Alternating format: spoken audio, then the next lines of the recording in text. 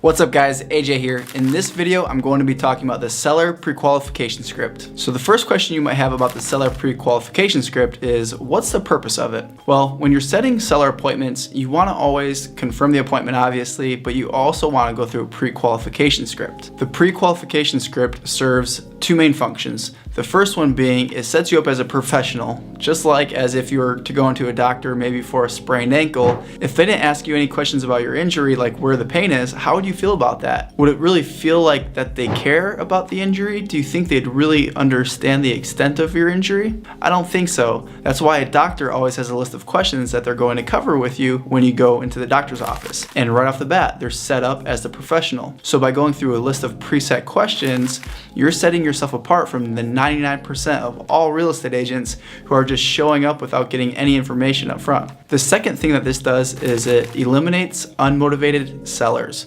When working as a listing agent, you want to only be working with motivated sellers. If you're not pre-qualifying and you're listing a lot of houses where the seller is just not that motivated, you're going to have a lot of listings that are not selling, and that is not a great place to be as a real estate agent. So now let's just run through the script, and I'll stop at each question and just kind of talk about why I'm asking the question, what kind of responses you might get, and how to handle each question and maybe objections that might come up. There's a good chance that you might be familiar with some of the questions I'm going to ask. There's tons of pre-qualification scripts out there, and the best thing that you can do is really just find one that you like best and make it so that it works for you. This one has worked for me to list tons and tons of houses, so I'm sure that'll work for you too. If you want a copy of this, then just go to the link in the description and it'll be available there for you for download. So right off the bat, you're calling to confirm.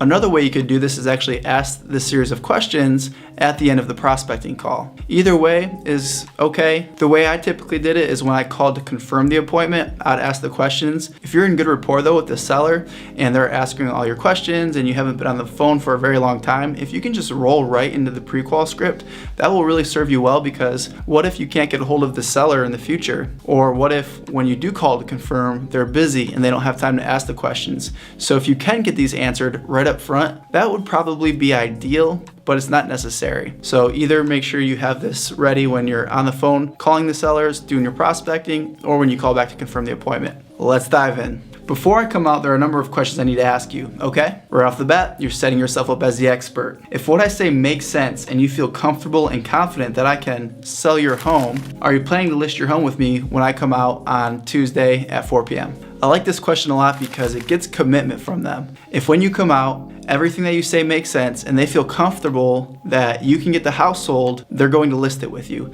That way, when you're at the appointment, you can ask for the listing. You can get them to sign the listing paperwork because they've already committed to you that they're ready, willing, and able to sign the paperwork to sell the house. So there's no objections, whereas typically you might go on a listing appointment and they're like, well, we need to talk it over, we need to think about it, or we need to meet with any other agents. Right off the bat, you're getting commitment, they're ready to go if they're confident that you can sell it. It's also going to get any other objection that they might have out and in the open. And that's the goal with this entire script. You want to know what you're walking into. You want to know what objections you might be facing, what objections might come up while you're at the listing appointment. Number two is, are you planning to interview more than one agent for the job of selling your home? What you're trying to do is get as much information as you can during this process so you're as prepared as possible going into the listing appointment. Wouldn't it be good to know if they're interviewing more than one agent? And here's a little ninja trick for you.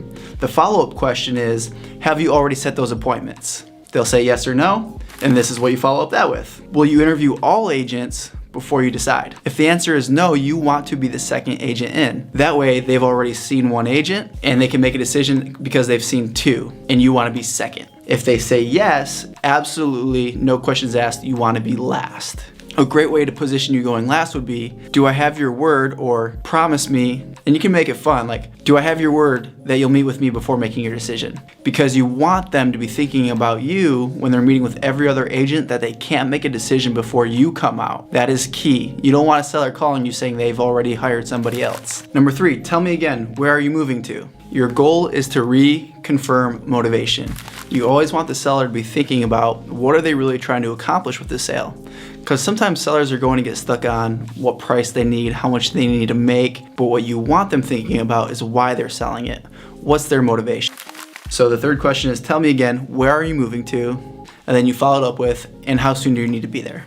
Always keeping them in that feeling of what they're trying to accomplish as opposed to the logic, like how much money am I going to make from the sale? Number 4, when I see you, how much do you want to list the home for? You're trying to gauge like where are they at with wanting to sell the house. If it's an expired listing or for sale by owner, you obviously have an idea of what they want to list it for.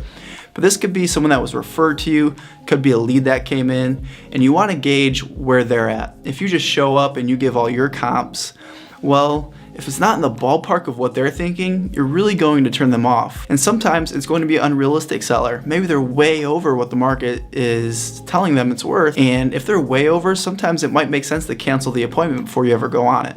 And whatever they say to question number 4, you follow it up with, as a professional real estate agent, I study homes and prices every day. And you follow up question number 4, no matter what they say, no matter what price they give you with, as a professional real estate agent, I study homes and prices every day. Therefore, I assume you'll list with me at a price that will cause the home to sell. Correct? And anytime you see like ... in the script, that's a chance for you to pause. Number 5, how much do you owe on the property? Now, sometimes they're going to hesitate during this question. This is where their guard might come up. So if you sense that they're hesitating, or maybe they're coming back to you with a question like, why do you need to know that? You're gonna keep your cool, and immediately you're just gonna say, I completely understand your hesitation. And the reason I wanna know is so I can prepare you a net sheet showing how much you'll be able to make after selling the house. Simple. Just make sure if you use this, that you actually show up with a net sheet.